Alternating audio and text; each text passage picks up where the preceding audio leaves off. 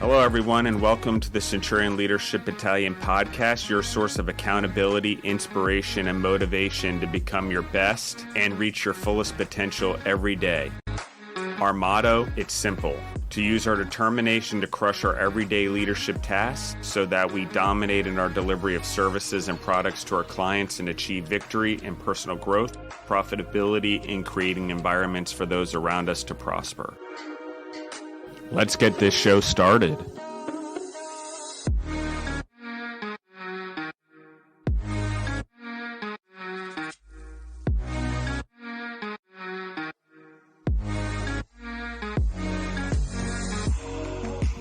Hello, everybody. Welcome back. I'm Justin Bizzarro, and this is the Centurion Leadership Podcast. Obviously, core value number 9 is what we're on. Again, I'm Justin Bizzarro, Bizzarro, at Twitter, Instagram, Facebook. You can find me, just like it said, JistinBizzarro, Bizzarro, and Bizzarro World. And everyone stay tuned. Obviously, I'm going to be launching my own website here soon, www.justinbizzarro.com, as well as, follow the Centurion Leadership Battalion on Instagram and Facebook as well. I think there's a lot of great content coming out there. Thanks to Alaina, our other host of the Centurion Leadership Battalion podcast, her and her team, Audrey, Trevor, our photographer, and Alaina make up quite the marketing and media team right now at Primal Rock. And they do all the Better with Bacon Fat stuff. And obviously, Alaina has podcasts of her own. So give everyone a shout out. Core value number 9, everyone, today. Honestly, before I even say what it is, all of you can look it up, obviously. But I want everyone to realize that in my experience, one, the core values were generated by a group at Food Service Partners and Primal Rock, and we sort of all came together, the core values, but those core values were tweaked based on other experiences, based on everything. We've sort of tweaked them and what we've learned over time.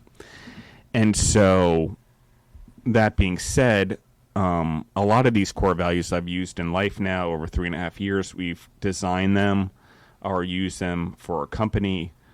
I've used similar core values in consulting and coaching or people that I mentor over the years. And I got to be honest with you, usually if we're looking at a number order and we're on core value number 9, honestly, this is where most entrepreneurs, most leaders, they don't make it. They don't get 9, 10, 11, and 12. They just don't make it beyond the core values. I don't know whether it's burning out at 8. I don't know whether they've come a long way and they've gotten some taste of some leadership and success and they give up at that point. But it's particularly why 9 is 9. I feel like it's serendipitous because it's the point where everyone gives up, ironically, but it's also the one that tells you that you need to be disciplined for long-term victory and strive for the extraordinary. And so I honestly, I can tell you time and time again, 22 years at Food Service Partners, leadership skills, we've been developing them. We've done it in various ways. We're trying to do a better job now. Leadership is a very priority, and we strive for leadership in our company always. And those who aren't leaders either don't make it or often quit and find another job. But the be disciplined for long-term victory and strive for extraordinary is an interesting thing. In the world we live in, where such short-term gratification, a like on a photo, everything has become the way we get that serotonin uptake, that click and the filling needed. Obviously, I'm on social media. I use social media to make money personally also, so on and so forth. But I am also very aware that there is a serotonin release that can be addictive that comes along with social media. That doesn't mean you shouldn't use social media. I'm just saying that social media is a part of being disciplined for long-term victory. How do I use it for my benefit? How do I spread positive messages? I think there's a lot there. Got a little bit off track there. I apologize, guys. But it's be disciplined for long-term victory and strive for the extraordinary. discipline is balance. I think the word discipline speaks for itself, but what is long-term victory? Like I said, most entrepreneurs, I'll use social media again. You do a few posts, you don't get what you like, you stop. People don't realize that it takes very, very long-term time to build things. 22 years with Food Service Partners, and we still have struggles and financial things that we're trying to work through and grow from. And we've transitioned as a company. We used to do a lot more contract feeding, was our main business. Now we do a lot more retail and co-packing, and it's been hard to learn the business. But it's really trying to do it because long-term victory.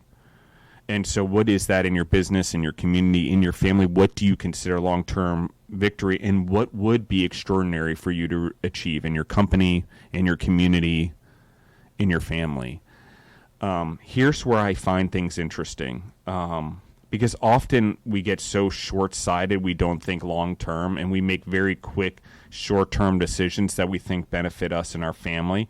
But we actually are modeling anything but leadership, anything but dedication, anything but loyalty in today's world. And it's raising a generation because we're not modeling. We can model jumping ship, model that the most important thing is to get paid the most amount of money.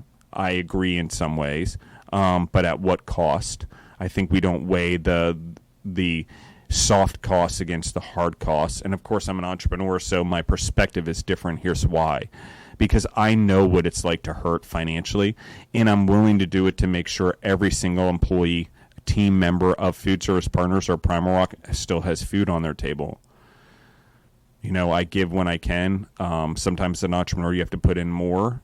It's hard. That's, is that discipline for long-term victory? Is that strive for the extraordinary? Do different people give more in different ways as entrepreneurs? Yep. I think everyone gives. Everyone tries to move forward. But I think we don't understand what long-term victory is, and we don't set a goal to do so. So, like I said, this one's always the biggest disappointment. I think people jump early. I think that there's other ways to do things. I think there's ways we model society in doing the right thing, which is another core value, which comes up at number 10, which again is another lost one. It's where we just sort of throw everything aside.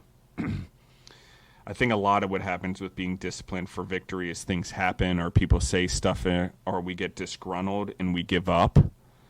I think we don't understand that we're almost at the end most of the time. And weirdly, when things slightly become a little bit easier and we're about to make the corner from all the hardship, we give up because that's the time we reach softness, because all of a sudden everything lightens up and the hardship lightens up enough. But instead of seeing it that the hardship and everything's lightening up and we're making these decisions to go elsewhere because we turned a corner, we're seeing it as all these hardships happen, we need to jump ship. So, like I said, Food Service Partners a long time, a lot of bumps in the road, but 22 years later, even with hardships, even with growth aches, even with trying to make sure we're doing the right things, issues with contracts and clients and disagreements and new leadership that they have that come into their organizations that see differently, I'm disciplined for long-term victory and strive for the extraordinary. I have to. If I believe that it's my job as a leader and my job as an entrepreneur to take care of my teammates, my employees, my family, all the teammates at FSP and Primark are my family, and my immediate family and the people that are in Food Service Partners, my cousin, my sister, Deborah, my family, my father, and everyone that has become my family, Steve, Jay, Andy, Sandra, so on and so forth, that I can't name everyone, Rob, millions of other people, over 500 employees at this point with peach season going on in Georgia. I feel that I have to. If I don't think long term, how am I ever going to take care of them? And I took it on. I don't feel that I'm a godly person or that it's my responsibility or that I have to, but I feel that I'm on earth to make a difference and better the world. So long-term victory to me is successfully rising up and bringing those along with me along the journey. All the people that have been loyal, all the people that have been disciplined for long-term victory 22 years later in Food Service Partners. It's been a rough ride. It's not easy to build a small business into a medium business, and now we've become a large business. 22 years, the struggles. And it's always amazing to me how many people, extraordinary, but then take an easier route. Listen, leadership can take place in all forms. I think you can go in corporations and do leadership. I think you can go in your communities. I think you can coach soccer. I think you can do all those things. But as an entrepreneur, it's a harder route, because I'm not talking about a sole proprietorship. I'm not talking about opening a franchise necessarily. I'm talking about what's beyond that. What makes more than a franchisee? What makes more than a sole proprietor? Leadership and being an entrepreneur, which is always spreading positivity and building the next generation of entrepreneurs and leaders. So being disciplined for long-term victory is long-term even after I'm dead. Hundreds of years after Justin Bizzarro is either in a box and burned, probably to ashes, because I think I want everyone to spread my ashes all over the world, because I like traveling the world. That's my thing. But striving for the extraordinary is how am I going to make a difference? And extraordinary to me is not me being worshipped or me being a god or everyone coming to me making a difference. It's me being a catalyst through things like this podcast, where people step up and be leaders and make a difference in the world. And it's interesting to me how many people, I'm just going to talk about it, when it comes time to step up and be the leader, when it really matters, when they've ridden the whole journey, that they back off and they bail. And sometimes the hardest part about being a leader is the people that you thought were going to be leaders too turn out not to be leaders, because they never make it past the eighth core value. They never make it to 9, 10, 11, and 12 core values. That's difficult, right? I don't even know why go through life and why go through anything if you're not going to try to achieve something. I find it so interesting how many people start stuff and never finish them. How many people have interests and hobbies and want to play music or learn to do something and never do it. How many people think that you can't play multiple sports or excel and be good at multiple things. Yes, you can only be great at a very limited number of things. For me, I choose my family, which is Food Service Partners, my kids, my stepkids, Deborah, my extended family. That's all my family. My leadership, which means I'm going out in the community, in the world, and trying to make a better place in the world. And then the legacy. What is it that I'm really doing non-selfishly when I'm long gone that makes a difference? So what are the decisions I'm making now that benefits my family, that benefits the leadership and the word that I want to spread around the world, a contagious leadership movement? And what is going to get people to see, or me, Justin, to have a legacy of a better world way beyond when I'm gone? Those things ground you. So I can be inspired. I can be intense. I'm way too much for more people. I hear sometimes I'm even unapproachable. Probably true. I'm emotional. I'm driven. I'm a Sagittarius. I believe in that every human is wasting their life if they're not living to their potential. Sorry. That's hard for people to hear. It's hard for my friends to hear. It's hard for my family to hear. It's hard for people to hear.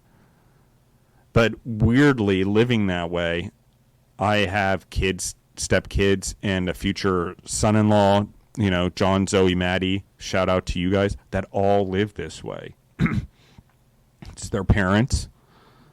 Hopefully me somewhat as a step-parent. I hope I'm spreading positivity and motivation into their life. But it requires me thinking long-term and having long-term real goals and sticking to them and not jumping ship. And I think people can change their mind, and people should. And you shouldn't be in bad situations. And I don't think you should do something you don't want to do. But I do also think that we need to be uncomfortable, that sometimes the hard path, even though we don't want to go that way, even though it may require something that we're not comfortable with, what is the long-term goal? And so for me, sometimes I have to go through really bad situations. I've had to go through really bad clients that maybe at the time I couldn't fire or get rid of. I had to figure out how to do it long-term. But you end up taking a lot of abuse sometimes as an entrepreneur and a leader in order to protect the people around you. That's part of your job. So, I think life is easier. You can definitely go to a corporate world and not have to lead as much because things are safer. I think that too works for people. I'm not saying anything yet, and I think you can lead in different ways out of those positions. It's just not my thing. My thing is to lead in every path in life. Hard, fast, quick, learn from my mistakes, learn from other people's mistakes, and keep moving forward because I only have so much time. A lot of patience, a lot of tolerance. But the discipline is in constantly pushing myself and constantly having goals and trying different things to achieve those goals. And extraordinary, like I said, is that legacy that's 400 years old. What is that extraordinary? How am I going to make such an extraordinary difference in the world? Not because I'm egotistical, because I believe that that what God is intended, and why not? What else am I going to do? What else is money or financial stuff worth if we really think about it? Yes, it takes care of us. Yes, it builds a future legacy. Yes, being profitable is important.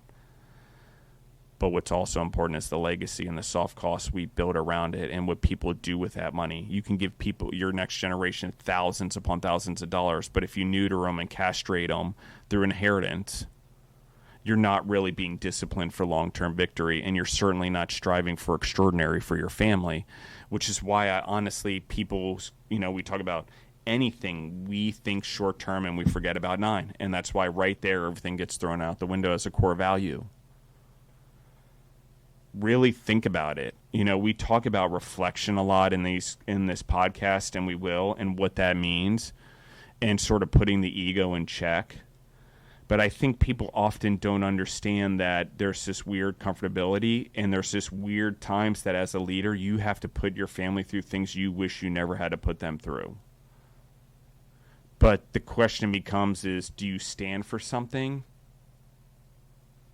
And is that what you're modeling your kids to stand up for something, have courage, not be cowards, face up to their responsibilities, own the stuff that they've done and be accountable for it, right, wrong, or make a mistake?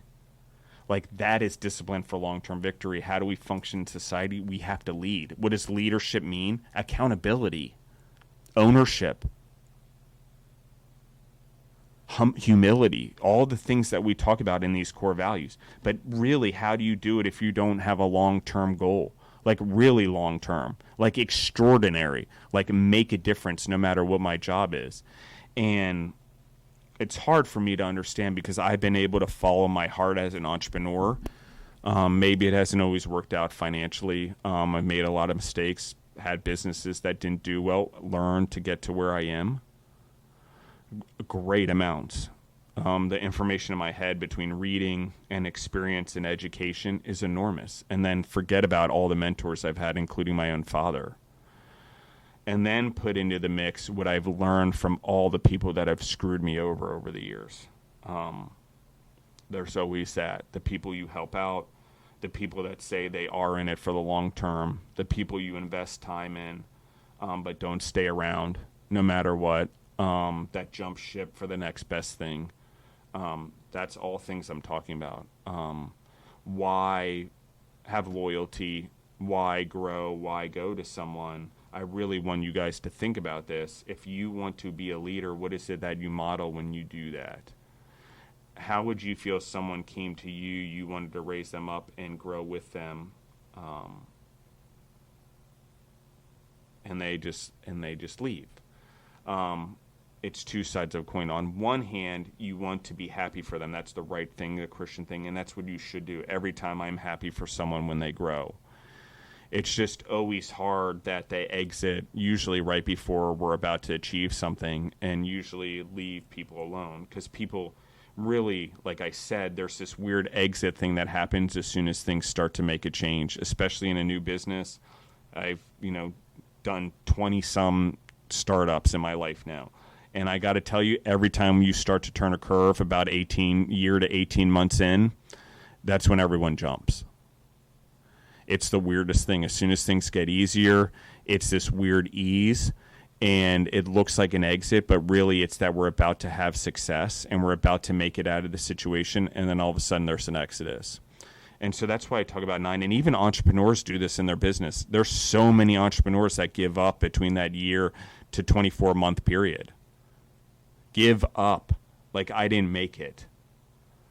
Well, that's not discipline for long-term victory, and that's certainly not striving for extraordinary. Because extraordinary is building that business, is learning it, is being disciplined for the long-term victory. And guess what? Ups and downs, no matter how successful you are, most businesses have losses. Most businesses have bad years. Most businesses have to go through layoffs here and there. It's just the way it is. So how do you do the best for people? You take care of them while they work for you. You make sure they always continue to rise up. You make sure the loyal, the good ones are the ones you bring back if you have to do layoffs. You make sure you always treat them well. And I guess communication's a huge part of it. So, this one's a particularly tough one, like I said.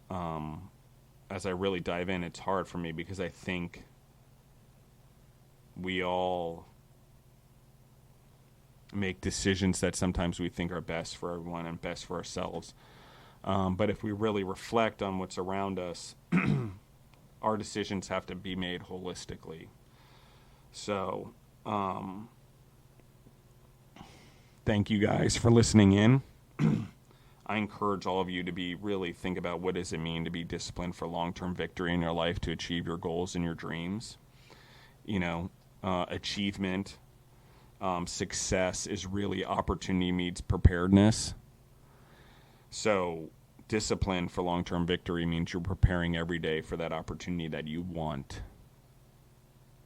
It means when you dedicate to a job or dedicate to a life as an entrepreneur or your family or even your family business, unfortunately, yes, we have to make decisions that are best for us.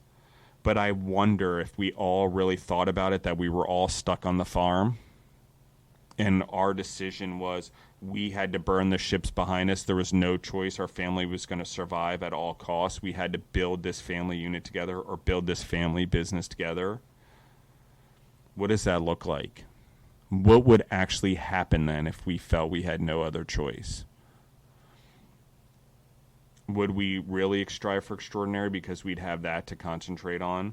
And if we didn't worry about jumping job to job or career to career, and we focused on truly excelling at what was right in front of us, and concentrating on truly striving for what interests our kids as part of our family time, what would that look like? What if I spend less time on TV and was more disciplined for the long-term victory of my child in a sport or practicing a piano? What if I did that?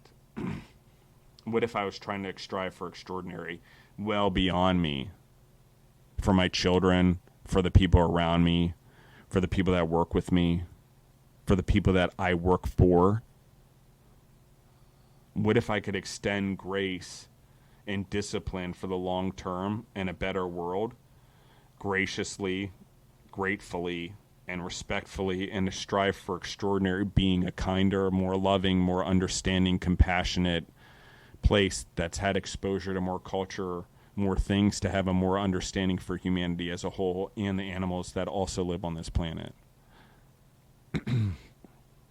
So, as we really dive into these core values, and you've made it to core value number 9 on the podcast, really, I encourage you keep going if you've made it this far.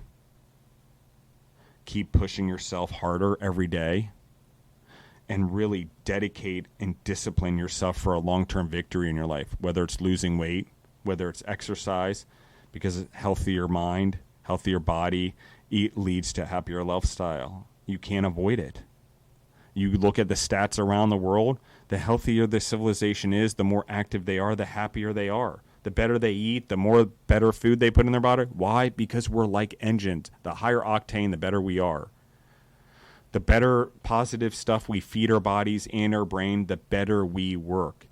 It works the same way. Energy is what also feeds our body. Calories are energy. Energy, mental, physical, it's energy. Positivity. Yep.